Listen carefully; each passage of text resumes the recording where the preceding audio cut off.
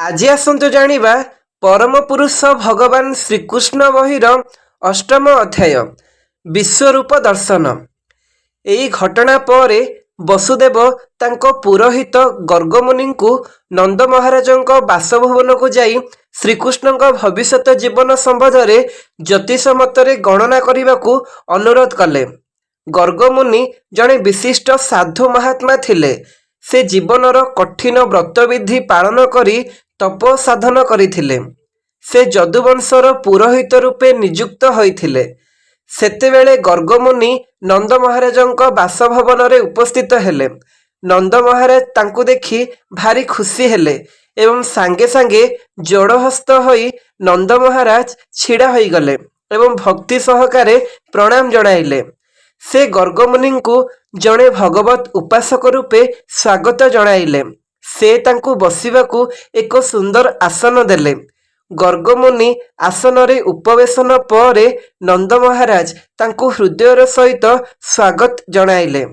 ଭଦ୍ର ଭାବରେ ତାଙ୍କୁ ସମ୍ବୋଧନ କରି ସେ କହିଲେ, ହେ ପ୍ରିୟ ବ୍ରାହ୍ମଣ, ଏକ ଗୃହସ୍ଥର ଗୃହରେ ଆପଣଙ୍କର ଆବିର୍ଭାବ କେବଳ ଗୃହକୁ ଆଲୋକ ପ୍ରଦାନ କରିବା ନିମିତ୍ତ।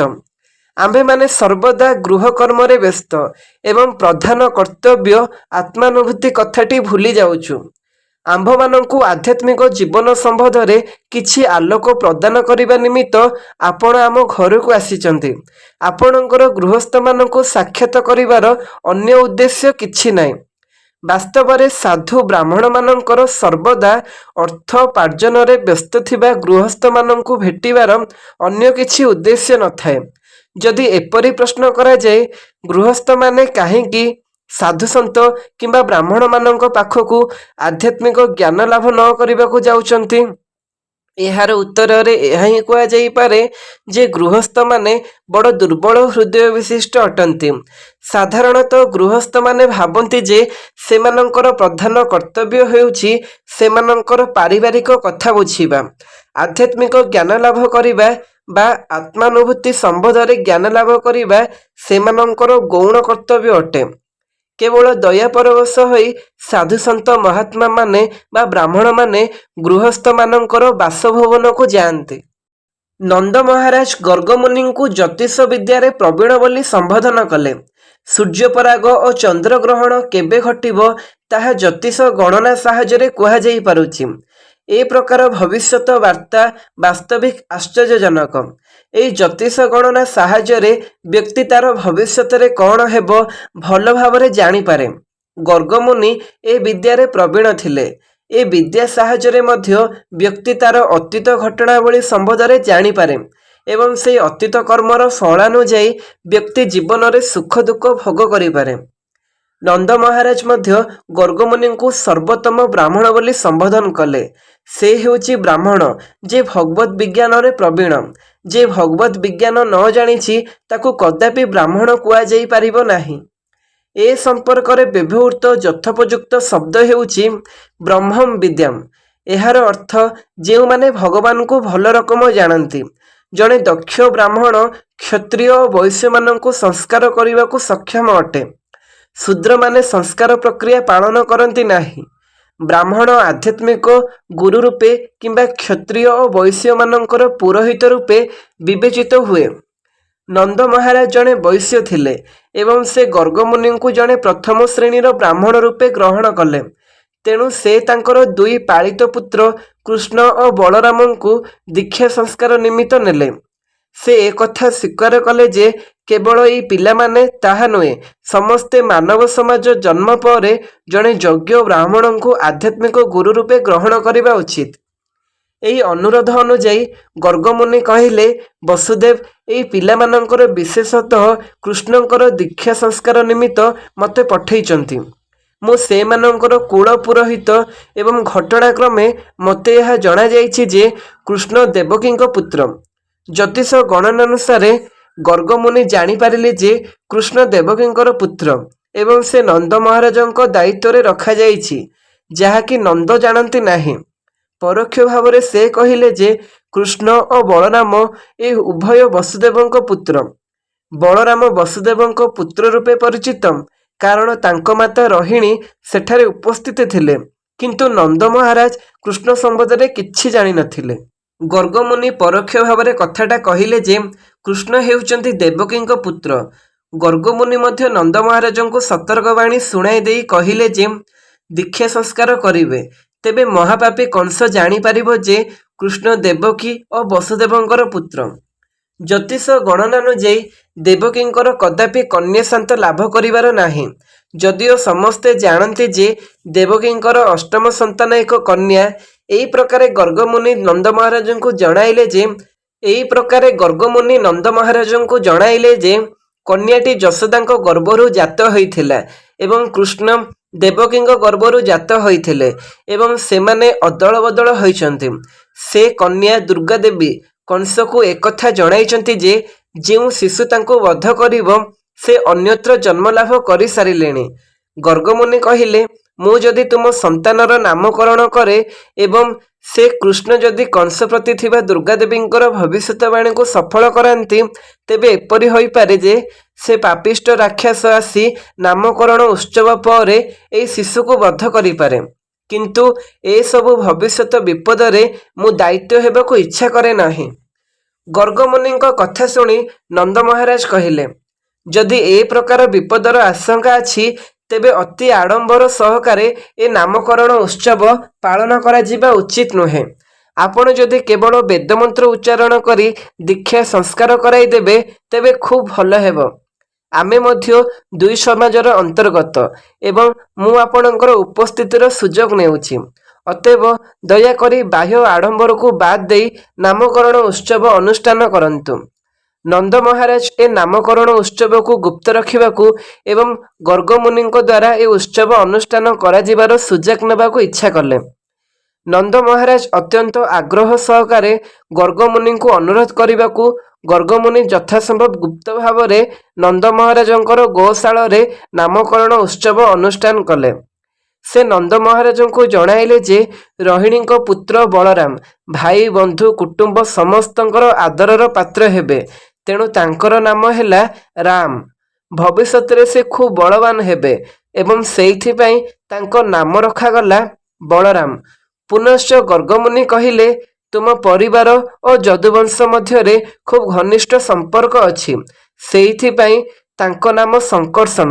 ଏଥିରୁ ଜଣାଯାଉଛି ଯେ ଗର୍ଗମୁନି ରୋହିଣୀଙ୍କ ପୁତ୍ରଙ୍କୁ ତିନୋଟି ନାମ ଦେଲେ, ବଳରାମ, ଶଙ୍କର୍ଷଣ ଏବଂ ବଳଦେବ। କିନ୍ତୁ ସେ ଅତି ସାବଧାନ ସହକାରେ ଏକଥା ପ୍ରକାଶ କଲେ ନାହିଁ ଯେ ବଳରାମ ମଧ୍ୟ ଦେବକୀ ଗର୍ଭରେ ଆବିର୍ଭୂତ ହୋଇଥିଲେ ଏବଂ ପରେ ରୋହିଣୀଙ୍କ ଗର୍ଭକୁ ସ୍ଥାନାନ୍ତରିତ ହେଲେ। କୃଷ୍ଣ ଏବଂ ବଳରାମ ଦେବକୀଙ୍କ ପୁତ୍ର ହେତୁ ବାସ୍ତବରେ ଦୁଇ ଭାଇ ଅଟନ୍ତି। ତତ୍ପରେ ଗର୍ଗମୁନି ନନ୍ଦ ମହାରାଜଙ୍କୁ କହିଲେ, ବିଭିନ୍ନ ଯୁଗରେ ଅନ୍ୟ ଶିଶୁଟିର ଶରୀରର ବର୍ଣ୍ଣ ବିଭିନ୍ନ ପ୍ରକାର ହୋଇଅଛି। ପ୍ରଥମେ ସେ ଶୁଭ୍ରବର୍ଣ୍ଣ ଧାରଣ କରିଥିଲେ, ତତ୍ପରେ ରକ୍ତବର୍ଣ୍ଣ ଧାରଣ କଲେ, ତତ୍ପରେ ପୀତବର୍ଣ୍ଣ ଧାରଣ କଲେ ଓ ବର୍ତ୍ତମାନ ସେ କୃଷ୍ଣବର୍ଣ୍ଣ ଧାରଣ କରେ। ଏତଦ୍‌ବ୍ୟତୀତ ସେ ପୂର୍ବେ ବସୁଦେବଙ୍କ ପୁତ୍ର ଥିଲେ, ତେଣୁ ତାଙ୍କ ନାମ ବାସୁଦେବ ଏବଂ କୃଷ୍ଣ ମଧ୍ୟ ହେଲା। କେତେକ ଲୋକ କୃଷ୍ଣ ବୋଲି ଡାକିବେ ଓ କେତେକ ଲୋକ ବାସୁଦେବ ବୋଲି ଡାକିବେ। କିନ୍ତୁ ଗୋଟିଏ କଥା ତୁମକୁ ଜାଣି ରଖିବାକୁ ହେବ ଯେ ଏହି ପୁତ୍ରର ବିଭିନ୍ନ ଲୀଳା ଅନୁଯାୟୀ ଏହାର ଅନେକ ନାମ ଓ କର୍ମ ଅଛି। ଗର୍ଗମୁନି ନନ୍ଦ ମହାରାଜଙ୍କୁ ଏ କଥାର ସୂଚନା ଦେଲେ ଯେ ତାଙ୍କର ଏହି ପୁତ୍ର ଗୋବର୍ଦ୍ଧନ ପର୍ବତକୁ ଉତ୍ତୋଳନ କରି ଅସାଧାରଣ ଲୀଳା ପ୍ରଦର୍ଶନ କରିବା ହେତୁ ତାକୁ ଗିରିଧାରୀ ବୋଲି ମଧ୍ୟ କୁହାଯିବ। ଯେଣୁ ସେ ଅତୀତ ଏବଂ ଭବିଷ୍ୟତ ସବୁ ଜାଣିପାରୁଥିଲେ, ତେଣୁ ସେ କହିଲେ, ମୁଁ ତାଙ୍କର ଲୀଳା କର୍ମ ଏବଂ ନାମ ସମ୍ବନ୍ଧରେ ସବୁ କିଛି ଜାଣେ, କିନ୍ତୁ ଅନ୍ୟମାନେ ଜାଣନ୍ତି ନାହିଁ। ଏହି ପୁତ୍ର ସମସ୍ତ ଗୋପାଳ ଓ ଗାଭୀମାନଙ୍କର ଅତ୍ୟନ୍ତ ପ୍ରିୟ ହେବ। ସେ ବୃନ୍ଦାବନରେ ଅତ୍ୟନ୍ତ ଲୋକପ୍ରିୟ ହେବା ହେତୁ ସେ ତୁମର ସମସ୍ତ ସୌଭାଗ୍ୟ କାରଣ ହେବ। ତାଙ୍କର ଉପସ୍ଥିତ ଯୋଗୁଁ ତୁମେ ବାଧା ବିଘ୍ନ ସତ୍ତ୍ୱେ ସମସ୍ତ ପ୍ରକାର ଭୌତିକ ବିପଦରୁ ଉଦ୍ଧାର ପାଇଯିବ। ଗର୍ଗମୁନି କହି ଚାଲିଲେ, ହେ ପ୍ରିୟ ବ୍ରଜରାଜ, ଏହି ଶିଶୁ ତାର ପୂର୍ବଜନ୍ମମାନଙ୍କର ପୁଣ୍ୟାତ୍ମାମାନଙ୍କୁ ରାଜନୈତିକ ଝଡ଼ଝଞ୍ଜା ବେଳେ ବଦମାସ ଡକାୟତମାନଙ୍କ ହାତରୁ ଅନେକବାର ରକ୍ଷା କରିଛନ୍ତି। ତୁମର ପୁତ୍ର ଏତେ ଶକ୍ତିଶାଳୀ ଯେ ଯେଉଁ ବ୍ୟକ୍ତି ତୁମ ପୁତ୍ରର ଭକ୍ତ ହେବ ସେ କଦାପି ଶତ୍ରୁମାନଙ୍କ ଦ୍ୱାରା ଦଣ୍ଡିତ ହେବ ନାହିଁ। ଯେପରି ଦେବତାମାନେ ସର୍ବଦା ଭଗବାନ ବିଷ୍ଣୁଙ୍କ ଦ୍ୱାରା ସୁରକ୍ଷିତ, ଠିକ୍ ସେହିପରି ତୁମ ପୁତ୍ରର ଭକ୍ତଗଣ ସର୍ବଦା ପରମ ପୁରୁଷ ନାରାୟଣଙ୍କ ଦ୍ୱାରା ସୁରକ୍ଷିତ ହେବ। ଏହି ଶିଶୁ ଭଗବାନ ନାରାୟଣଙ୍କର ତୁଲ୍ୟ ଭକ୍ତି, ସୌନ୍ଦର୍ଯ୍ୟ, ଐଶ୍ୱର୍ଯ୍ୟ ଆଦି ପ୍ରତ୍ୟେକଟିରେ ବୃଦ୍ଧି ଲାଭ କରିବ। ତେଣୁ ମୁଁ ତୁମକୁ ଏହି ପରାମର୍ଶ ଦେଉଛି ଯେ ତୁମେ ଏହାକୁ ଅତି ଯତ୍ନ ସହକାରେ ପାଳନ କର, ଯେପରିକି ଏ ବିନା ବାଧାରେ ସୁନ୍ଦର ଭାବେ ବୃଦ୍ଧି ଲାଭ କରେ। ଗର୍ଗମୁନି ପୁନଶ୍ଚ ନନ୍ଦ ମହାରାଜଙ୍କୁ ଜଣାଇଲେ ଯେ ଯେହେତୁ ସେ ନନ୍ଦ ମହାରାଜ ନାରାୟଣଙ୍କର ଜଣେ ପରମ ଭକ୍ତ, ସେହି ହେତୁ ସେ ନାରାୟଣଙ୍କ ତୁଲ୍ୟ ଏକ ପୁତ୍ର ଲାଭ କରିଛନ୍ତି। ତତ୍ସଙ୍ଗେ ସେ ମଧ୍ୟ କହିଲେ, ଅନେକ ରାକ୍ଷସ ତୁମ ପୁତ୍ରକୁ ହଇରାଣ କରିବେ, ତେଣୁ ଖୁବ୍ ସାବଧାନ ହୋଇ ତାଙ୍କୁ ରକ୍ଷା କର। ଏହି ପ୍ରକାର ଗର୍ଗମୁନି ନନ୍ଦ ମହାରାଜଙ୍କୁ ହୃଦ୍ବୋଧ କରାଇଲେ ଯେ ସ୍ୱୟଂ ନାରାୟଣ ତାଙ୍କର ପୁତ୍ର ରୂପେ ଜାତ ହୋଇଛନ୍ତି। ବିଭିନ୍ନ ପ୍ରକାରେ ସେ ତାଙ୍କର ପୁତ୍ରର ଦିବ୍ୟ ଗୁଣମାନ ବର୍ଣ୍ଣନା କଲେ। ଏହି ବାର୍ତ୍ତା ପ୍ରଦାନ କରି ଗର୍ଗମୁନି ଘରକୁ ଫେରିଲେ। ନନ୍ଦ ମହାରାଜ ନିଜକୁ ଅତ୍ୟନ୍ତ ଭାଗ୍ୟବାନ ବୋଲି ମନେ କଲେ ଏବଂ ଏ ପ୍ରକାରେ ଆଶୀର୍ବାଦ ଲାଭ କରିଥିବାରୁ ସେ ବଡ଼ ସନ୍ତୋଷ ଲାଭ କଲେ। ଏହି ଘଟଣାର ଅଳ୍ପ କାଳ ପରେ ଉଭୟ କୃଷ୍ଣ ଏବଂ ବଳରାମ ଆଣ୍ଠୁ ଓ ହାତ ଭରା ଦେଇ ଗୁରୁଣ୍ଡିବାକୁ ଆରମ୍ଭ କଲେ। ସେମାନେ ଏ ପ୍ରକାର ଗୁରୁଣ୍ଡୁଥିଲା ବେଳେ ସେମାନଙ୍କ ମା ମାନେ ଖୁବ୍ ଖୁସି ହେଉଥିଲେ। ସେମାନଙ୍କ ଅଣ୍ଟା ଓ ଆଣ୍ଠୁରେ ବନ୍ଧା ହୋଇଥିବା ଗଣ୍ଠି ଖୁବ୍ ସୁନ୍ଦର ଶବ୍ଦ କରୁଥିଲା ଏବଂ ସେମାନେ ଖୁବ୍ ଆନନ୍ଦରେ ଚାରିଆଡ଼େ ଗୁରୁଣ୍ଡୁଥିଲେ। ବେଳେ ବେଳେ ସେମାନେ ସାଧାରଣ ଶିଶୁଙ୍କ ପରି ଅନ୍ୟମାନେ କେହି ଡରାଇ ଦେଲେ ଡରି ଯାଉଥିଲେ ଏବଂ ସାଙ୍ଗେ ସାଙ୍ଗେ ମା ମାନଙ୍କ ପାଖକୁ ସୁରକ୍ଷା ନିମିତ୍ତ ଦୌଡ଼ି ଯାଉଥିଲେ। ବେଳେ ବେଳେ ସେମାନେ ବୃନ୍ଦାବନର ମାଟି କାଦୁଅ ପଙ୍କରେ ଲୋଟି ଯାଉଥିଲେ ଏବଂ କାଦୁଅ ମାଟି ଶରୀର ହୋଇ ମା ମାନଙ୍କ ପାଖରେ ପହଞ୍ଚୁଥିଲେ। ସେମାନଙ୍କ ମା ମାନେ ବାସ୍ତବରେ ସେମାନଙ୍କ ଶରୀରରେ ହଳଦୀ ଏବଂ ଚନ୍ଦନ ବଳି ଦେଉଥିଲେ, କିନ୍ତୁ ସେମାନେ ମାଟି କାଦୁଅରେ ଗୁରୁଣ୍ଡୁଥିବା ହେତୁ ସେମାନଙ୍କ ଶରୀର ମାଟି କାଦୁଅ ରଞ୍ଜିତ ହୋଇଯାଉଥିଲା। ସେମାନେ ଗୁରୁଣ୍ଡି ଗୁରୁଣ୍ଡି ମା ମାନଙ୍କ ପାଖକୁ ଆସିବା କ୍ଷଣି ଯଶୋଦା ଏବଂ ରୋହିଣୀ ସାଙ୍ଗେ ସାଙ୍ଗେ ସେମାନଙ୍କୁ କୋଳରେ ଧରି ନେଇ ଏବଂ ଶାଢ଼ୀରେ ପଣତରେ ଢାଙ୍କି ଦେଇ ସ୍ତନ୍ୟପାନ କରାଉଥିଲେ। ଶିଶୁମାନେ ସ୍ତନ୍ୟପାନ କରୁଥିବା ବେଳେ ମା ମାନେ ସେମାନଙ୍କ ପାଟିରେ ଗଜୁରି ଉଠୁଥିବା ଛୋଟ ଦାନ୍ତ ଗୁଡ଼ିକୁ ଦେଖୁଥିଲେ। ଏହି ପ୍ରକାରେ ଶିଶୁଙ୍କର ଅଭିବୃଦ୍ଧି ଦେଖି ସେମାନେ ଖୁବ୍ ଖୁସି ହେଉଥିଲେ। ବେଳେ ବେଳେ ଏ ଦୁଷ୍ଟ ଶିଶୁ ଦୁଇଟି ଗୁରୁଣ୍ଡି ଗୁରୁଣ୍ଡି ଗୋଶାଳା ନିକଟକୁ ଚାଲି ଯାଉଥିଲେ ଏବଂ ବାଛୁରୀ ଲାଞ୍ଜ ଧରି ଠିଆ ହୋଇ ଯାଉଥିଲେ। ବାଛୁରୀ ଗୁଡ଼ିକ ଛାଟିପିଟି ହୋଇ ସାଙ୍ଗେ ସାଙ୍ଗେ ଏଣେ ତେଣେ ଦୌଡ଼ି ପଳାଉଥିଲେ ଏବଂ ଶିଶୁ ଦୁଇଟି କିଛି ଦୂର ଘୋଷାଡ଼ି ହୋଇଯାଇ କାଦୁଅ ମାଟି ଗୋବରରେ ଲୋଟି ଯାଉଥିଲେ। ଯଶୋଦା ଏବଂ ରୋହିଣୀ ଏ କୌତୁକ ଲୀଳା ଦେଖି ପଡ଼ିଶା ଗୋପୀମାନଙ୍କୁ ଡାକୁଥିଲେ। ଶ୍ରୀକୃଷ୍ଣଙ୍କର ଏ ବାଲ୍ୟଲୀଳା ଦେଖି ଗୋପୀମାନେ ଦିବ୍ୟ ଆନନ୍ଦରେ ଅଭିଭୂତ ହୋଇଯାଉଥିଲେ। ଏ ଦିବ୍ୟ ଲୀଳାକୁ ଉପଭୋଗ କରି ସେମାନେ ଖୁବ୍ ଜୋରରେ ହସି ଉଠୁଥିଲେ। କୃଷ୍ଣ ବଳରାମ ଦୁହେଁ ଏତେ ଚପଳମତି ଥିଲେ ଯେ ଗୃହ କର୍ମରେ ବ୍ୟସ୍ତ ଥାଇ ସୁଦ୍ଧା ମା ଯଶୋଦା ଓ ରୋହିଣୀଙ୍କୁ ପିଲାମାନଙ୍କ ଉପରେ ଦୃଷ୍ଟି ରଖି ସେମାନଙ୍କୁ ଗାଈ, ବଳଦ, ମାଙ୍କଡ଼, ପାଣିପବନ, ନିଆଁ ଓ ପଶୁପକ୍ଷୀଙ୍କ ଦାଉରୁ ରକ୍ଷା କରିବାକୁ ପଡ଼ୁଥିଲା। ମା ମାନେ ସର୍ବଦା ଉଦ୍ବିଗ୍ନ ଥିଲେ କିପରି ପିଲାମାନଙ୍କୁ ରକ୍ଷା କରିବେ ଏବଂ ତତ୍ସଙ୍ଗେ ସଙ୍ଗେ ଗୃହ କର୍ମ ବି କରିବେ। ଏଇଥିପାଇଁ ସେମାନେ କେବେ ଶାନ୍ତିରେ ନଥିଲେ। ଅତି ଅଳ୍ପ ସମୟ ମଧ୍ୟରେ କୃଷ୍ଣ ଓ ବଳରାମ ଉଭୟ ଠିଆ ହେବାକୁ ଆରମ୍ଭ କଲେ ଏବଂ ସେମାନଙ୍କ ପାଦରେ ଏଣେ ତେଣେ ଚାଲଚୁଲ କରିବାକୁ ଆରମ୍ଭ କଲେ। କୃଷ୍ଣ ଓ ବଳରାମ ଚାଲବୁଲ କରିବାକୁ ଆରମ୍ଭ କଲା କ୍ଷଣି ସମ୍ଭବତଃ ଅନ୍ୟ ପିଲାମାନେ ସେମାନଙ୍କ ସାଥିରେ ଯୋଗ ଦେଲେ ଏବଂ ସେମାନେ ସମସ୍ତେ ଏକତ୍ର ଗୋପୀମାନଙ୍କୁ ବିଶେଷତଃ ମା ଯଶୋଦା ଓ ରୋହିଣୀଙ୍କୁ ପରମ ଦିବ୍ୟ ଆନନ୍ଦ ଦେବାକୁ ଆରମ୍ଭ କଲେ। ଯଶୋଦା ଓ ରୋହିଣୀଙ୍କର ଯେତେ ସାଙ୍ଗସାଥୀ ଗୋପୀମାନେ ଥିଲେ ସମସ୍ତେ ବୃନ୍ଦାବନରେ କୃଷ୍ଣ ଓ ବଳରାମଙ୍କର ଦିବ୍ୟ ଚପଳ ବାଲ୍ୟଲୀଳା ଉପଭୋଗ କଲେ। ଅଧିକ ଦିବ୍ୟ ଆନନ୍ଦ ଉପଭୋଗ ନିମିତ୍ତ ସେମାନେ ସମସ୍ତେ ଏକତ୍ର ହୋଇ ମା ଯଶୋଦାଙ୍କ ପାଖରେ ଚପଳ ବାଳକମାନ ଦୁଷ୍ଟାମୀ ସମ୍ବନ୍ଧରେ ଆପତ୍ତି କରୁଥିଲେ। କୃଷ୍ଣ ଯେତେବେଳେ ମା ଯଶୋଦାଙ୍କ ପାଖରେ ବସିଥାନ୍ତି ଠିକ୍ ସେତିକି ବେଳେ ବୟସ୍କା ଗୋପୀମାନେ ତାଙ୍କୁ କୃଷ୍ଣଙ୍କ ବିରୁଦ୍ଧରେ ମା ଯଶୋଦାଙ୍କ ଆଗରେ ଆପତ୍ତି କରନ୍ତି ଯେପରି କୃଷ୍ଣ ଶୁଣିପାରିବେ। ସେମାନେ କହୁଥିଲେ, ହେ ଯଶୋଦା, ତୁ ତୋର ଏତେ ଦୁଷ୍ଟ କୃଷ୍ଣକୁ କାହିଁକି ସମ୍ଭାଳୁ ନାହୁଁ? ପ୍ରତିଦିନ ସକାଳେ ଓ ସନ୍ଧ୍ୟାରେ ସେ ବଳରାମଙ୍କ ସହିତ ଆମ ଘରକୁ ଆସୁଛି। ଆମେ ଗାଈ ଦୁହିଁବା ପୂର୍ବରୁ ବାଛୁରୀମାନଙ୍କୁ ଫିଟାଇ ଦେଉଛି, ଫଳରେ ବାଛୁରୀମାନେ ସବୁ ଦୁଧ ପିଇ ଦେଉଛନ୍ତି ଆମେ ଯେତେବେଳେ ଗାଈ ଦୁଇଁବାକୁ ଯାଉଛୁ ଆଉ ଦୁଧ ନାହିଁ, ଆମେ ଶୂନ୍ୟ ପାତ୍ର ସହ ଫେରୁଛୁ। ଆମେ ଯଦି କୃଷ୍ଣ ଓ ବଳରାମଙ୍କୁ ଏ ପ୍ରକାର କାଣ୍ଡ ପାଇଁ ସାବଧାନ ଜଗି ଦେଉଛୁ ତ ସେମାନେ ଖୁବ୍ ସୁନ୍ଦର ହସ ହସୁଛନ୍ତି। ଆମେ କିଛି କହିପାରୁନାହୁଁ। ଆହୁରି ମଧ୍ୟ ତୁମ କୃଷ୍ଣ ବଳରାମ ଆମେ ଯିଆଡ଼େ ସିଆଡ଼େ ଲୁଚେଇ ରଖିଲେ ସୁଦ୍ଧା ଆମ ଦହି ଓ ଲହୁଣୀ ଚୋରି କରିବାରେ ଖୁବ୍ ଆନନ୍ଦ ଅନୁଭବ କରୁଛନ୍ତି। ଆମେ ଯେତେବେଳେ ସେମାନଙ୍କୁ ଚୋରି କରିଲା ବେଳେ ଧରୁଛୁ, ସେମାନେ କହୁଛନ୍ତି ତୁମେମାନେ କାହିଁକି ଆମକୁ ଚୋରି ଅପରାଧ ଧରୁଛ? ଦହି ଓ ଲହୁଣୀ ତୁମ ଘରେ କ'ଣ ଅଭାବ ଅଛି? ବେଳେ ବେଳେ ସେମାନେ ଦୁଧ, ଦହି ଓ ଲହୁଣୀ ଚୋରି କରି ମାଙ୍କଡ଼ମାନଙ୍କ ମଧ୍ୟରେ ବାଣ୍ଟି ଦେଉଛନ୍ତି। ଯେତେବେଳେ ମାଙ୍କଡ଼ମାନେ ତାହା ଖାଇ ଖୁବ୍ ସନ୍ତୁଷ୍ଟ ହୋଇଯାଉଥିଲେ, ଆଉ ଅଧିକ ଆବଶ୍ୟକ କରୁନଥିଲେ, ସେତେବେଳେ ସେମାନେ ଚାଲାକ କରି କହୁଥିଲେ ଏ ଦୁଧ, ଦହି, ଲହୁଣୀ ସବୁ ଅଦରକାରୀ, ମାଙ୍କଡ଼ମାନେ ବି ଏହାକୁ ଛୁଇଁ ନାହାନ୍ତି। ତାପରେ ସେମାନେ ପାତ୍ରକୁ ଭାଙ୍ଗି ଏଣେ ତେଣେ ଫିଙ୍ଗି ଦେଉଥିଲେ। ଆମେ ଯଦି ଲୁଚାଇ କରି ଏକ ଅନ୍ଧାର ଘରେ ଦୁଧ, ଦହି, ଲହୁଣୀ ଆଦି ରଖୁଛୁ, ତଥାପି ସେମାନେ ତାହା ଠାବ କରିପାରୁଛନ୍ତି। ସେମାନଙ୍କ ଶରୀରରେ ଥିବା ଅଳଙ୍କାର, ମଣିମୁକ୍ତା ଆଦିର ତେଜରେ ଅନ୍ଧକାର ଗୃହରେ ଅନ୍ଧକାର ଦୂର ହୋଇଯାଉଛି ଏବଂ ସେମାନେ ଦୁଧ, ଦହି, ଲହୁଣୀ ଠାବ କରିପାରୁଛନ୍ତି। ଯଦି ଦୈବାତ୍ ସେମାନେ ଦୁଧ, ଦହି, ଲହୁଣୀକୁ ନ ପାଉଛନ୍ତି, ତେବେ ସେମାନେ ଆମର ଛୋଟ ପିଲାମାନଙ୍କ ପାଖକୁ ଯାଇ ସେମାନଙ୍କୁ ଚିମୁଟି ଦେଉଛନ୍ତି। ଫଳରେ ସେମାନେ କାନ୍ଦି ଉଠିଲା କ୍ଷଣି ଏମାନେ ପଳାଇ ଯାଉଛନ୍ତି। ଯଦି ଆମେ ଦୁଧ, ଦହି, ଲହୁଣୀ ଖୁବ୍ ଉଚ୍ଚ ଶିଖାରେ ଟଙ୍ଗାଇ ରଖୁଛୁ, ଯେପରିକି ସେମାନଙ୍କର ହାତ ନ ପାଇବ, ତଥାପି ସେମାନେ ପିଢ଼ା ଉପରେ ପିଢ଼ା ଥୋଇ ଦଧିମନ୍ତନ ପାତ୍ର ଉପରେ ଉଠି କୌଣସି ମତେ ଶିଖାରୁ ଦହି, ଦୁଧ, ଲହୁଣୀ ଆଣୁଛନ୍ତି। ଯଦି ସେମାନେ ଆଣି ନ ପାରୁଛନ୍ତି, ତେବେ ପାତ୍ରକୁ କଣା କରିଦେଉଛନ୍ତି। ଆମେ ଭାବୁଛୁ ତୁମେ ସେମାନଙ୍କ ଶରୀରରୁ ସମସ୍ତ ମଣିମୁକ୍ତା ଅଳଙ୍କାର ବାହାର କରିନିଅ, ଏହା ଖୁବ୍ ଭଲ ହେବ। ଏ କଥା ଶୁଣି ଯଶୋଦା କହନ୍ତି, ଠିକ୍ ଅଛି, ମୁଁ କୃଷ୍ଣର ଶରୀରରୁ ସବୁ ମଣିମୁକ୍ତା ଅଳଙ୍କାର କାଢ଼ି ନେବି। ଫଳରେ ସେ ଆଉ ଅନ୍ଧାର ଘରେ ତୁମେ ଲୁଚାଇ ରଖିଥିବା ଦୁଧ, ଦହି, ଲହୁଣୀ ଆଉ ଦେଖିପାରିବ ନାହିଁ। ତତ୍ପରେ ଗୋପୀମାନେ କହନ୍ତି, ନା, ତା କର ନାହିଁ। ଅଳଙ୍କାର ଗୁଡ଼ିକ ତାଙ୍କ ଶରୀରରୁ କାଢ଼ି ନେଲେ ତୁମେ କ'ଣ ଭଲ କରିବ? ଆମେ ଜାଣିପାରୁନୁ ସେମାନେ କି ପ୍ରକାର ପିଲା।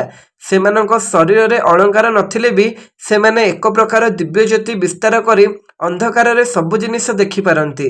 ତେବେ ମା ଯଶୋଦା କହନ୍ତି, ଆଚ୍ଛା, ତୁମର ଦୁଧ, ଦହି, ଲହୁଣୀକୁ ସାବଧାନରେ ରଖ, ଯେପରିକି ସେମାନେ ପାଇପାରିବେ ନାହିଁ।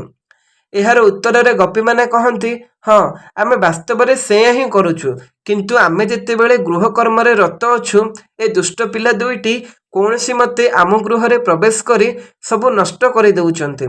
ବେଳେ ବେଳେ ଦୁଧ, ଦହି, ଲହୁଣୀ ନ ପାଇ ରାଗିଯାଇ ଅଗଣାରେ ମୁତି ଦେଉଛନ୍ତି ଏବଂ ବେଳେ ବେଳେ ଛାପ ଖଙ୍କାର ପକାଇ ଅଗଣାକୁ ଅପରିଷ୍କାର କରିଦେଉଛନ୍ତି। ଦେଖ ତ ପୁଅକୁ କିପରି ସେ ଶୁଣୁଛି।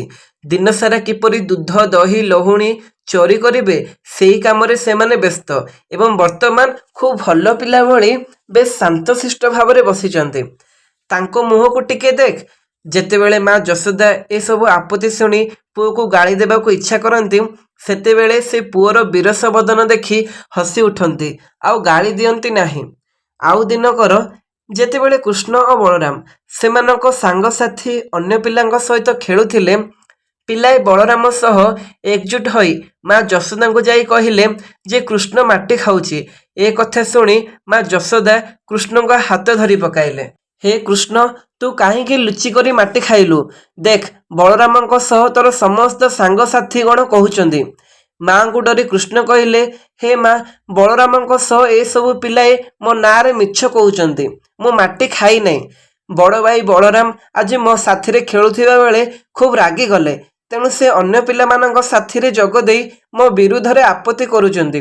ସେମାନେ ସମସ୍ତେ ଏକାଠି ହୋଇ ତୁମ ଆଗରେ ମୋ ବିରୁଦ୍ଧରେ ଆପତ୍ତି କରୁଛନ୍ତି, ଯେପରିକି ତୁମେ ମୋ ଉପରେ ରାଗିବ ଓ ମୋତେ ଗାଳି ଦେବ। ଯଦି ତୁମେ ଭାବୁଛ ଯେ ସେମାନେ ସତ କହୁଛନ୍ତି, ତେବେ ତୁମେ ମୋ ପାଟି ଦେଖିପାର, ମୁଁ ମାଟି ଖାଇଛି କି ନାହିଁ। ମା ଉତ୍ତର ଦେଲା, ଆଚ୍ଛା, ଯଦି ତୁ ମାଟି ନ ଖାଇଛୁ, ତେବେ ତୁ ପାଟି ମେଲା କର, ମୁଁ ଦେଖିବି। ମା ଯଶୋଦାଙ୍କ ଆଦେଶ ପାଇ ପରମ ପୁରୁଷ ଭଗବାନ ଶ୍ରୀକୃଷ୍ଣ ଏକ ସାଧାରଣ ବାଳକଙ୍କ ପରି ସାଙ୍ଗେ ସାଙ୍ଗେ ପାଟି ମେଲା କରି ଦେଖାଇଦେଲେ। ମା ଯଶୋଦା ତାଙ୍କ ପାଟି ମଧ୍ୟରେ ସୃଷ୍ଟିର ପୂର୍ଣ୍ଣ ବୈଭବ ଦେଖିବାକୁ ପାଇଲେ। ସେ ଦେଖିଲେ ଚତୁର୍ଦିଗରେ ସମସ୍ତ ବାହ୍ୟାକାଶ, ପର୍ବତ, ଦ୍ୱୀପ, ମହାସାଗର, ସାଗର, ଗ୍ରହ, ଉପଗ୍ରହ, ଚନ୍ଦ୍ର, ନକ୍ଷତ୍ର, ବାୟୁ ଏବଂ ଅଗ୍ନି। ଚନ୍ଦ୍ର ଓ ନକ୍ଷତ୍ର ସହିତ ସେ ମଧ୍ୟ ଦେଖିଲେ ସମଗ୍ର ଭୌତିକ ପଦାର୍ଥ, ଜଳ, ଆକାଶ ଏବଂ ସମଗ୍ର ଅହଙ୍କାର ସହିତ ପରିବ୍ୟାପ୍ତ ଅନ୍ତରିକ୍ଷ। ଆହୁରି ମଧ୍ୟ ସେ ଦେଖିଲେ ସେଠାରେ ଅଛନ୍ତି ଇନ୍ଦ୍ରିୟର ନିୟନ୍ତା, ଇନ୍ଦ୍ରିୟଜାତ ପଦାର୍ଥ, ସମଗ୍ର ଦେବତା, ଶବ୍ଦ, ରୂପ, ରସ, ଗନ୍ଧ ଆଦି ଇନ୍ଦ୍ରିୟଭୋଗ୍ୟ ବସ୍ତୁ ଏବଂ ଭୌତିକ ପ୍ରକୃତିର ତ୍ରିଗୁଣ। ସେ ମଧ୍ୟ ତାଙ୍କ ପାଟିରେ ଦେଖିପାରିଲେ ଯେ ସେଠାରେ ଅଛନ୍ତି ସମସ୍ତ ଜୀବ, ଅକ୍ଷୟକାଳ, ଭୂତ ପ୍ରକୃତି, ଚିତ୍ ପ୍ରକୃତି, କର୍ମ ପ୍ରବାହ, ଚେତନା ଏବଂ ସମଗ୍ର ସୃଷ୍ଟିର ବିଭିନ୍ନ ରୂପ। ଏ ଦୃଶ୍ୟମାନ ଜଗତରେ ଯାହା ସବୁ ଅଛି ଏବଂ ଏ ଦୃଶ୍ୟ ଜଗତ ନିମିତ୍ତ ଯାହା ସବୁ ଆବଶ୍ୟକ ସବୁ ତାଙ୍କ ପାଟିରେ ଅଛି। ସେ ମଧ୍ୟ ତାଙ୍କ ପାଟିରେ ଦେଖିଲେ ଯେ ସେ ନିଜେ କୃଷ୍ଣଙ୍କୁ କଳରେ ଧରି ସ୍ତନ୍ୟପାନ କରାଉଛନ୍ତି। ଏସବୁ ଦେଖି ସେ ବଡ଼ ଆଶ୍ଚର୍ଯ୍ୟ ହୋଇଗଲେ ଏବଂ ଭାବିବାକୁ ଲାଗିଲେ ସେ ସ୍ୱପ୍ନ ଦେଖୁଛନ୍ତି ନା ବାସ୍ତବରେ କିଛି ଅସାଧାରଣ ଦୃଶ୍ୟ ଦେଖୁଛନ୍ତି। ସେ ଶେଷରେ ଏହି ସିଦ୍ଧାନ୍ତରେ ଉପନୀତ ହେଲେ ଯେ ସେ ସ୍ୱପ୍ନ ଦେଖୁଛନ୍ତି କିମ୍ବା ଭଗବାନଙ୍କର ମାୟା ଶକ୍ତିର ଖେଳ ଦେଖୁଛନ୍ତି। ସେ ଭାବିଲେ ଯେ ଏସବୁ ଆଶ୍ଚର୍ଯ୍ୟଜନକ ଦୃଶ୍ୟ ଦେଖି ସେ ପାଗଳ ହୋଇଯାଉଛନ୍ତି, ତାଙ୍କର ମାନସିକ ବିକୃତି ଘଟିଛି। ସେ ଭାବିଲେ ଏହା ବୋଧହୁଏ ମୋ ପୁତ୍ର ଦ୍ୱାରା ପ୍ରାପ୍ତ ମାୟା ଶକ୍ତି ହୋଇପାରେ ଏବଂ ସେଇଥିପାଇଁ ମୁଁ ତା ପାଟି ମଧ୍ୟରେ ଏସବୁ ଦୃଶ୍ୟ ଦେଖି ଆଶ୍ଚର୍ଯ୍ୟାନ୍ୱିତ ତଥା ବିଚଳିତ ହୋଇପଡ଼ିଅଛି। ସେଇ ଭଗବାନଙ୍କୁ ମୁଁ ମୋର ଭକ୍ତିପୂର୍ଣ୍ଣ ପ୍ରଣାମ ଜଣାଉଛି, ଯାହାଙ୍କ ଶକ୍ତି ଯୋଗୁଁ ଏ ଶରୀରସ୍ଥ ସମସ୍ତ ପଦାର୍ଥ ଓ ଆତ୍ମା ସୃଷ୍ଟି ହୋଇଛି। ତତ୍ପରେ ସେ ପୁଣି କହିଲେ, ମୁଁ ସେଇ ଭଗବାନଙ୍କୁ ପୁଣି ପ୍ରଣାମ ଜଣାଉଛି, ଯାହାଙ୍କର ମାୟା ଶକ୍ତି ଯୋଗୁଁ ମୁଁ ନନ୍ଦ ମହାରାଜଙ୍କୁ ମୋର ସ୍ୱାମୀ ବୋଲି ଏବଂ କୃଷ୍ଣଙ୍କୁ ମୋର ପୁତ୍ର ବୋଲି ଭାବୁଛି। ପୁନଶ୍ଚ ସେଇ ମାୟା ଶକ୍ତିର ମୋହିତ ହୋଇ ମୁଁ ଭାବୁଛି ଯେ ନନ୍ଦ ମହାରାଜଙ୍କର ଥିବା ସମସ୍ତ ସମ୍ପତ୍ତି ମୋର ଏବଂ ସମସ୍ତ ଗୋପାଳ ଏବଂ ଗୋପିକା ବୃନ୍ଦ ମୋର ପ୍ରଜା। ଏସବୁ ଭ୍ରମଧାରଣା ଭଗବାନଙ୍କର ମାୟା ଶକ୍ତି ଯୋଗୁଁ ଜାତ ହୋଇଛି। ତେଣୁ ମୁଁ ତାଙ୍କୁ ପ୍ରାର୍ଥନା କରୁଛି, ମୋତେ ସର୍ବଦା ରକ୍ଷା କରନ୍ତୁ। ଯେତେବେଳେ ମା ଯଶୋଦା ଏ ପ୍ରକାରେ ଉଚ୍ଚ ଦାର୍ଶନିକ ଚିନ୍ତାଧାରାରେ ମଗ୍ନ ଥିଲେ, ଠିକ୍ ସେତିକି ବେଳେ ଭଗବାନ ଶ୍ରୀକୃଷ୍ଣ ତାଙ୍କୁ ମାତୃସୁଲଭ ସ୍ନେହରେ ଭୁଲାଇବା ନିମିତ୍ତ ନିଜର ଅନ୍ତରଙ୍ଗା ଶକ୍ତି ପ୍ରସାର କଲେ। ସାଙ୍ଗେ ସାଙ୍ଗେ ମା ଯଶୋଦା ସମସ୍ତ ପ୍ରକାର ଦାର୍ଶନିକ ଚିନ୍ତା ଭୁଲିଗଲେ ଏବଂ ଶ୍ରୀକୃଷ୍ଣଙ୍କୁ ନିଜେ ସନ୍ତାନ ତୁଲ୍ୟ ଗ୍ରହଣ କଲେ। ସେ ତାଙ୍କୁ କୋଳରେ ନେଇ ବାତ୍ସଲ୍ୟ ସ୍ନେହରେ ବିହ୍ୱଳିତ ହୋଇପଡ଼ିଲେ। ସେ ଏହିପରି ଭାବିବାକୁ ଲାଗିଲେ, ସାଧାରଣ ଲୋକ ଶ୍ରୀକୃଷ୍ଣଙ୍କୁ ସେମାନଙ୍କ ଭୌତିକ ଜ୍ଞାନ ବଳରେ ବୁଝିପାରିବେ ନାହିଁ। ସେ ଉପନିଷଦ, ବେଦାନ୍ତ କିମ୍ବା ଅଷ୍ଟାଙ୍ଗ ଯୋଗ ସାଧନା କିମ୍ବା ସାଂଖ୍ୟ ଦର୍ଶନ ସାହାଯ୍ୟରେ ବୁଝାଯାଇପାରିବ। ତତ୍ପରେ ସେ ଭଗବାନଙ୍କୁ ନିଜ ଜନ୍ମିତ ପୁତ୍ର ରୂପେ ଭାବିବାକୁ ଲାଗିଲେ। ବାସ୍ତବିକ ମା ଯଶୋଦା ଅନେକ ପୁଣ୍ୟକର୍ମ କରିଥିଲେ, ଯାହାଫଳରେ ସେ ପରମ ପୁରୁଷ ଭଗବାନଙ୍କୁ ନିଜ ପୁତ୍ର ରୂପେ ପାଇ ସ୍ତନ୍ୟପାନ କରାଇ ପାରିଥିଲେ। ଠିକ୍ ସେହିପରି ନନ୍ଦ ମହାରାଜ ମଧ୍ୟ ଅନେକ ପୁଣ୍ୟକର୍ମ ଓ ଯଜ୍ଞାନୁଷ୍ଠାନ କରିଥିଲେ, ଯାହାଫଳରେ ଭଗବାନ ଶ୍ରୀକୃଷ୍ଣଙ୍କୁ ପୁତ୍ର ରୂପେ ପାଇପାରିଲେ ଏବଂ ଭଗବାନ ଶ୍ରୀକୃଷ୍ଣ ତାଙ୍କୁ ପିତା ବୋଲି ସମ୍ବୋଧନ କରିପାରିଲେ। କିନ୍ତୁ ଏହା ଆଶ୍ଚର୍ଯ୍ୟର କଥା ଯେ ଯଦିଓ ଶ୍ରୀକୃଷ୍ଣ ବସୁଦେବ ଓ ଦେବକୀଙ୍କର ନିଜର ପୁତ୍ର, ତଥାପି ସେମାନେ କୃଷ୍ଣଙ୍କର ବାଲ୍ୟଲୀଳାରୁ ଦିବ୍ୟ ଆନନ୍ଦ ପାଇପାରିଲେ ନାହିଁ। ଆଜି ସୁଦ୍ଧା ଅନେକ ସାଧୁସନ୍ଥ ଓ ମହାତ୍ମା ଶ୍ରୀକୃଷ୍ଣଙ୍କର ବାଲ୍ୟଲୀଳାର ଗୌରବ ଗାନ କରୁଛନ୍ତି, କିନ୍ତୁ ବସୁଦେବ ଓ ଦେବକୀ ଏହି ପ୍ରକାର ଦିବ୍ୟ ବାଲ୍ୟଲୀଳାକୁ ଉପଭୋଗ କରିପାରିଲେ ନାହିଁ। ଏହାର କାରଣ ଶୁକଦେବ ଗୋସ୍ୱାମୀ ପରୀକ୍ଷିତ ମହାରାଜକୁ ନିମ୍ନଲିଖିତ ମଧ୍ୟ ଦର୍ଶାଉଛନ୍ତି।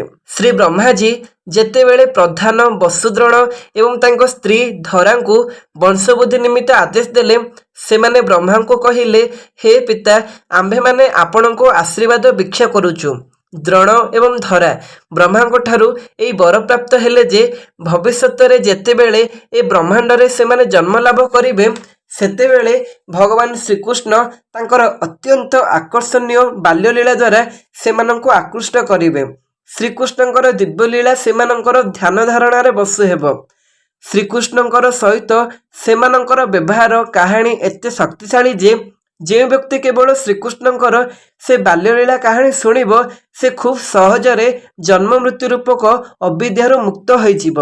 ସେମାନଙ୍କୁ ଏହି ବର ଦେବାକୁ ବ୍ରହ୍ମାଜୀ ରାଜି ହୋଇଗଲେ। ଫଳତଃ ସେଇ ଦ୍ରୋଣ ନନ୍ଦ ମହାରାଜ ରୂପରେ ଓ ଧରା ତାଙ୍କ ସ୍ତ୍ରୀ ମା ଯଶୋଦାଙ୍କ ରୂପରେ ବୃନ୍ଦାବନରେ ଆବିର୍ଭୂତ ହେଲେ। ଏହି ପ୍ରକାରେ ନନ୍ଦ ମହାରାଜ ଏବଂ ତାଙ୍କ ସ୍ତ୍ରୀ ମା ଯଶୋଦା ଭଗବାନଙ୍କୁ ସେମାନଙ୍କ ପୁତ୍ର ରୂପେ ଲାଭ କରିବେ ଭଗବାନଙ୍କ ପ୍ରତି ସେମାନଙ୍କର ଶୁଦ୍ଧ ବୁଦ୍ଧି ବୃଦ୍ଧି କଲେ। ସମସ୍ତ ଗୋପାଳ ଓ ଗୋପୀବୃନ୍ଦ ଯେଉଁମାନେ ଭଗବାନ ଶ୍ରୀକୃଷ୍ଣଙ୍କର ନିତ୍ୟ ସହଯୋଗୀ ସ୍ୱଭାବତଃ ଶ୍ରୀକୃଷ୍ଣଙ୍କ ପ୍ରତି ସେମାନଙ୍କ ବିଭିନ୍ନ ଭାବ ଓ ପ୍ରେମ ବୁଦ୍ଧି କରିବାକୁ ଲାଗିଲେ। ତେଣୁ ବ୍ରହ୍ମାଙ୍କ ବର ଅନୁଯାୟୀ ଭଗବାନ ଶ୍ରୀକୃଷ୍ଣ ତାଙ୍କର ଶ୍ୱାସ ବଳରାମଙ୍କ ସହିତ ଆବିର୍ଭୂତ ହେଲେ ଏବଂ ବୃନ୍ଦାବନରେ ଅଧିବାସୀମାନଙ୍କର ଦିବ୍ୟ ଆନନ୍ଦ ବୃଦ୍ଧି ନିମିତ୍ତ ସମସ୍ତ ପ୍ରକାର ବାଲ୍ୟଲୀଳା ପ୍ରଦର୍ଶନ କଲେ। ଭକ୍ତି ବେଦାନ୍ତ ଭାଷ୍ୟର 8ମ ଅଧ୍ୟାୟ ବିଶ୍ୱରୂପ ଦର୍ଶନ ଶୀର୍ଷକ ବିଷୟ ଶେଷ ହେଲା।